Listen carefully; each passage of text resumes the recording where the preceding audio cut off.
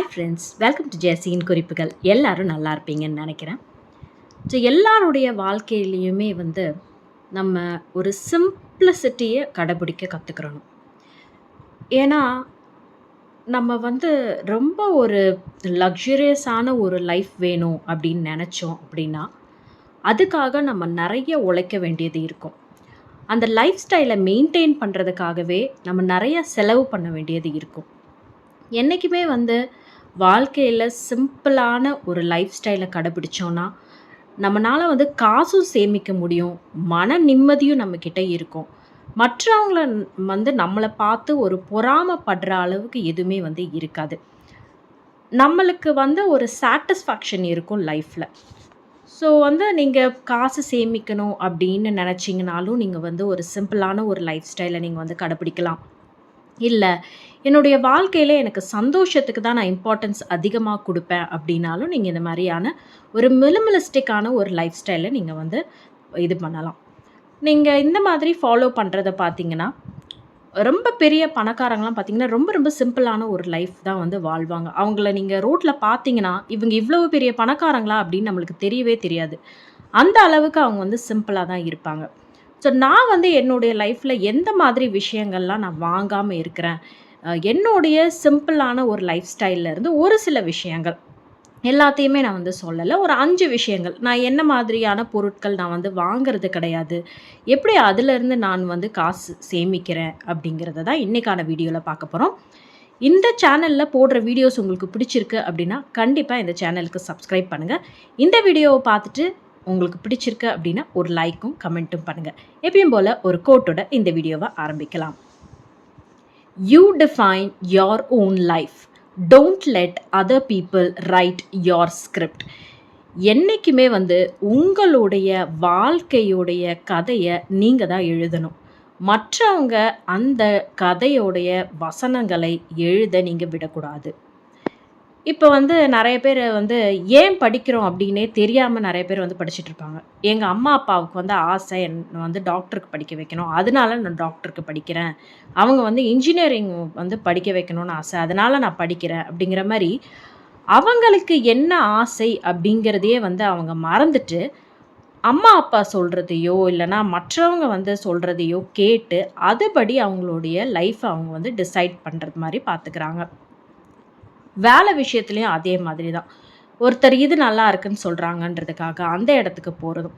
உங்களுக்கு பிடிச்ச ஒரு விஷயத்தை நீங்கள் பண்ணிங்கன்னா மட்டும்தான் உங்களுக்குள்ள அந்த மன நிம்மதி கிடைக்கும். என்றைக்குமே மற்றவங்க சொல்கிறத கேட்கலாம், ஆனால் அதுதான் நம்மளுடைய வாழ்க்கையாக மாற்றிக்கக்கூடாது. அதில் இருக்கிற நல்ல விஷயங்களை நம்ம எடுத்துக்கிறணுமே தவிர அவங்க சொன்னதை அப்படியே அச்சு அசலாக நம்ம பண்ணக்கூடாது. அதே மாதிரி மற்றவங்களுக்காக நம்ம காட்டணும் அப்படின்றதுக்காக என்றைக்குமே வாழ்க்கையில் நம்ம வாழக்கூடாது.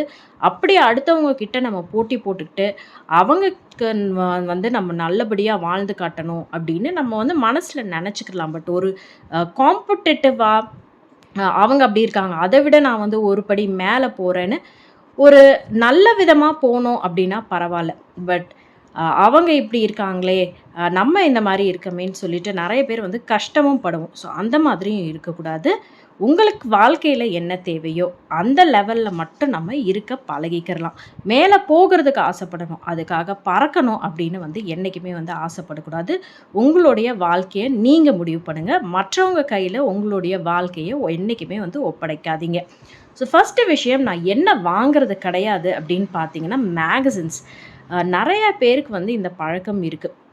இப்போ வீட்டிலே பார்த்தீங்கன்னா கூட ஒரு பேப்பர் மட்டும் வாங்க மாட்டாங்க, ஒரு நிறைய பேப்பர் வாங்குவாங்க. வேறு வேறு பிராண்டு மாதிரி இருக்குல்ல, ஸோ அந்த மாதிரியான நியூஸ் பேப்பர்ஸ் எல்லாமே வாங்குவாங்க. அதை தவிர வார இதழ்கள் அந்த மாதிரி கூட வரும். மேகசின்ஸ், ஸ்போர்ட்ஸ் மேகசின்ஸ், அந்த மாதிரிலாம் நிறைய மேகசின்ஸ்லாம் இருக்குது. ஃபேஷன், லைஃப் ஸ்டைல் அந்த மாதிரி அதெல்லாம் நிறைய வாங்குகிற பழக்கம் நிறைய பேருக்கு இருக்கும்.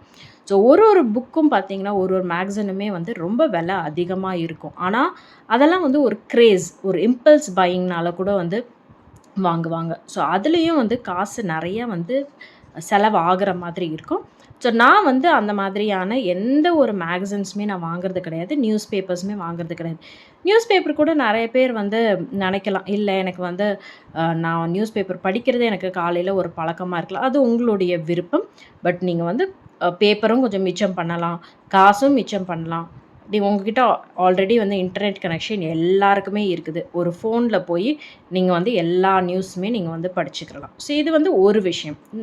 நான் என்ன ஃபாலோ பண்றேனோ அத தான் சொல்றேன். அது உங்களுடைய விருப்பம். நீங்க வந்து ஃபாலோ பண்றதும், பண்ணாததும்.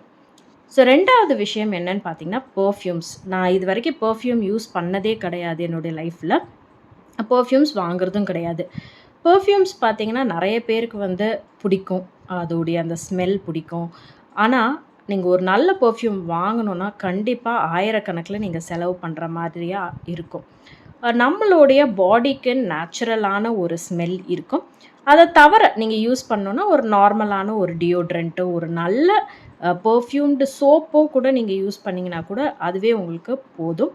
தனியா பெர்ஃப்யூம்ஸ் அப்படின்னு யூஸ் பண்ணீங்கன்னா, அதுலயும் காசு செலவு ஆகும்.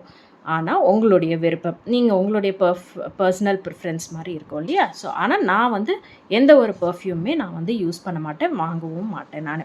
ஸோ 3வது விஷயம் என்னன்னு பார்த்தீங்கன்னா, சீப் ஷூஸ் அண்ட் ட்ரெஸ். முன்னாலலாம் என்ன பண்ணுவேன்னா, ரூ. 100க்கெல்லாம் வந்து ஷூ கிடைக்குதே அப்படின்னு சொல்லிட்டு வாங்கிடுவேன். ஆனா பார்த்தீங்கன்னா, எனக்கு 1 மாசம், 2 மாசத்துலயே வந்து அந்த ஷூ வந்து பிஞ்சு போயிடும்.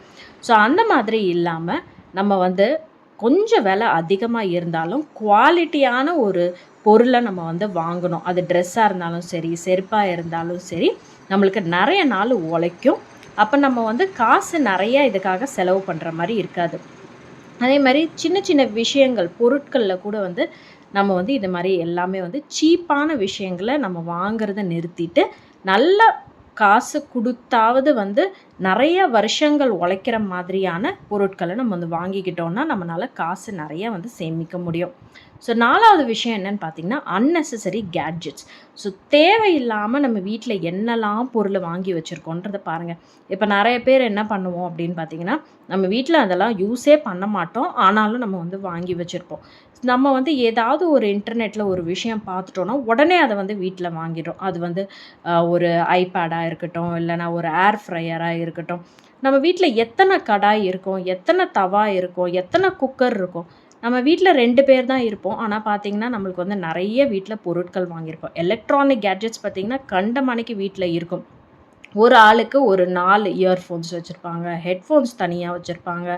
ஒரு ஒரு டைமும் ஒரு ஒரு மாரி பாட்ஸ் கிடைக்கும்போது, அது மாதிரி வந்து வாங்கிப்பாங்க. ஒரு ஆளுக்கு வந்து 2, 3 ஃபோன் வந்து வச்சிருப்பாங்க.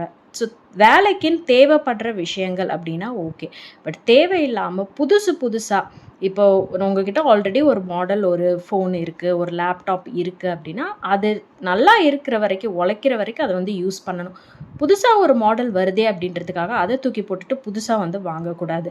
ஸோ அந்த மாரி தேவையில்லாத கேட்ஜெட்ஸ் மேல நீங்க இன்வெஸ்ட் பண்ணீங்கன்னா, கண்டிப்பா உங்களுக்கு வந்து நெறைய காசு வந்து செலவாகும். ஸோ இதையும் வந்து நான் என்னைக்குமே வந்து இந்த மாரி கேட்ஜெட்ஸ் வாங்க மாட்டேன்.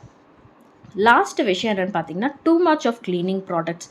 வீட்ல நெறைய பேர் என்ன பண்ணுவாங்கன்னு பார்த்தீங்கன்னா, கிளீனிங்க்கு நெறைய ப்ராடக்ட்ஸ் வந்து வாங்கி வச்சிருப்பாங்க. ஒரு துணி துவைக்கிறதுக்குன்னு பார்த்தீங்கன்னா கூட, ஏகப்பட்ட வந்து ப்ராடக்ட்ஸ் வந்து வாங்கி வச்சிருப்பாங்க. ஒரு ஒரு துணிக்கும் ஒரு ஒரு மாரின்னு சொல்லிட்டு. ஸோ, அதனால வந்து எந்த அளவுக்கு ஹெல்ப்ஃபுல்லா இருக்கு அப்படின்னு எனக்கு வந்து தெரியல. பட் பர்சனலா நான் வந்து நெறைய ப்ரிஃபர் பண்றது கிடையாது. நான் வந்து துவைக்கிறதுக்கு ஒரே ஒரு லிக்விடு, அப்புறமா வந்து ஒரே ஒரு ஃபேப்ரிக் சாஃப்ட்னர். ஸோ இது 2 மட்டும் தான். மற்றபடி வூலன் கிளாத்ஸோ, ஒயிட் கிளாத்தோ எல்லா இடத்துக்குமே நான் ஒரே டைப் தான் யூஸ் பண்ணுவேன். அதே மாரி வந்து நீங்க எவ்வளவுக்கு எவ்வளவு கிளீனிங் ப்ராடக்ட்ஸ் யூஸ் பண்றீங்களோ, அவ்வளவும் வந்து கெமிக்கல்ஸ் தான். ஸோ உடம்புக்கும் வந்து அது ஆகாது. நம்மளுக்கே வந்து தெரியாது. ஆனா நாள் போக போக அத நம்ம எப்படியும் இப்ப நம்ம கிளீன் பண்றோம். பாத்ரூமே கிளீன் பண்றோம்னு வச்சுக்கோங்களேன். அந்த ஃபியூம்ஸ் எல்லாமே வந்து நம்ம இன்ஹேல் பண்ற மாரி ஆகும். அப்ப நம்மளுக்கு வந்து ஹெல்த் இஷ்யூஸ் வரும். ஸோ நாள் கணக்குல போகும்போது அதோடைய எஃபெக்ட் வந்து நம்ம உடம்புக்கு வந்து தெரிய வரும். ஸோ அதனால கிளீனிங் ப்ராடக்ட்ஸ் அப்படின்னு எடுத்துக்கிட்டிங்கன்னா, கொஞ்சம் நீங்க வந்து குறைச்சிக்கிடலாம். அதே மாரி சென்டட் கேண்டில்ஸ். இதெல்லாம் வந்து விலை கொஞ்சம் அதிகமான விஷயங்கள் தான். ஆனா வீட்ட நம்ம அழகாக்கிக்கிறணும், நல்ல வாசனை வரணும் அப்படின்றதுக்காக நெறைய விஷயங்கள் மேல நம்ம வந்து ஃபோக்கஸ் பண்றோம். எசென்ஷியல் ஆயில்ஸ் அதெல்லாம் நம்ம வந்து வாங்கி அதை வந்து தண்ணியில் போட்டு அதை ஹீட் பண்ணி அதுலேருந்து ஸ்மெல் பண்ணுற மாதிரிலாம் பார்க்குறோம். ஸோ அந்த மாதிரி இல்லாமல் ஃப்ரெஷ் ஏர் நீங்கள் வந்து ஜன்னலை திறந்து விட்டிங்கனாலே நல்ல காற்று உள்ளே வரும். அந்த மாதிரி நம்ம வந்து எவ்வளவுக்கு எவ்வளவு ஒரு கெமிக்கல் ப்ராடக்ட்ஸ் மேலேயே நம்ம வந்து டிபெண்ட்டாக இல்லாமல் நம்ம வந்து இந்த மாதிரி இயற்கை சம்மந்தப்பட்ட விஷயங்கள், ஒரு நல்ல நேச்சுரலான ஒரு காற்றை நீங்கள் காலையில் வந்து ஒரு 4 o'clock ஒரு 5 o'clock திறந்து விட்டிங்கன்னா நல்ல ஜில்லுன்னு காற்று வரும். அந்த காற்றை நீங்கள் சுவாசிச்சிங்க அப்படின்னாலே நல்லாயிருக்கும். ஸோ அந்த மாதிரி விஷயங்களை நீங்கள் வந்து ஃபோக்கஸ் பண்ணுங்கள். நிறைய கெமிக்கல் ப்ராடக்ட்ஸ் மேலேயும் நீங்கள் வந்து காசும் நிறைய நீங்கள் செலவு பண்ணுற மாதிரி இருக்கும். நம்மளுடைய உடம்புக்கும் அது வந்து கெடுதல். ஸோ இது எல்லாமே வந்து நான் எப்படி என்னுடைய லைஃப்பை நான் வந்து சிம்பிளாக லீட் பண்ணுறேன், எந்த ஒரு தேவையில்லாத விஷயங்களும் நான் வந்து வாங்குறது கிடையாது அப்படிங்கிறத சொல்லியிருக்கேன். ஸோ ஏற்கனவே சொன்ன மாதிரி எல்லாரும் சொல்கிறது தான் நம்ம ஃபாலோ பண்ணணும் அப்படின்றது நம்மளுக்கு வந்து கிடையாது. நம்மளுக்கு எது தேவை எது தேவை இல்லை அப்படின்னு நம்மளே வந்து புரிஞ்சுக்கிட்டு நம்ம காசை மிச்சம் பண்ணணும், சேமிக்கணும், நான் வந்து சிம்பிளான ஒரு லைஃப் ஸ்டைலை வாழணும் அப்படின்னு நினச்சிங்கன்னா கண்டிப்பாக இந்த மாதிரியான விஷயங்கள்லாம் நீங்கள் வந்து எதில் நிறையா செலவு பண்ணுறீங்கன்றதை யோசிச்சுட்டு நீங்கள் வந்து பண்ணலாம். இப்போ பெண்கள்னு பார்த்தீங்கன்னா முக்கியமாக நம்ம என்ன பண்ணுவோம், ட்ரெஸ்ஸில், செருப்பில், அப்புறம் பர்ஃப்யூம்ஸு, டியோட்ரன்ஸு, மேக்கப்பு இந்த மாதிரி தான். ஸோ நான் மேக்கப் செட்டு எதுவுமே நான் வந்து வாங்குறது கிடையாது, என்கிட்ட கிடையவும் கிடையாது. என்னோடய பசங்களுக்கு வந்து ஏதாவது ப்ரோக்ராம்னா மட்டும் ஏதாவது போட்டு விடணுமேன்றதுக்காக மட்டும் ஒரு ஐலைனர், காஜல், ஒரு லிப்ஸ்டிக் அது மட்டும் தான் வச்சுருக்கேன். மற்றபடி என்கிட்ட எந்த ஒரு மேக்கப் ப்ராடக்ட்டுமே கிடையாது. ஸோ இந்த மாதிரி நீங்களும் உங்களுடைய லைஃப்பை சிம்பிளாக வச்சுக்கிறணும், பட் தன்னை அழகாக காட்டிக்கிறணும் அப்படின்னு நிறைய பேருக்கு ஆசை இருக்கும். அந்த மாதிரி இருக்கிறவங்க உங்களுடைய விருப்பம். நீங்கள் உங்கள் லைஃபுக்கு ஏற்ற மாதிரி நீங்கள் வந்து உங்களுடைய லைஃப் ஸ்டைலை நீங்கள் வந்து அமைச்சிக்கோங்க. எல்லாருக்கும் இந்த வீடியோ பிடிச்சிருக்கும் அப்படின்னு நினைக்கிறேன். இன்னொரு வீடியோவில் சந்திக்கலாம். அதுவரை உங்களிடமிருந்து விடைபெறுவது உங்கள் அன்பு தோழி ஜெசி.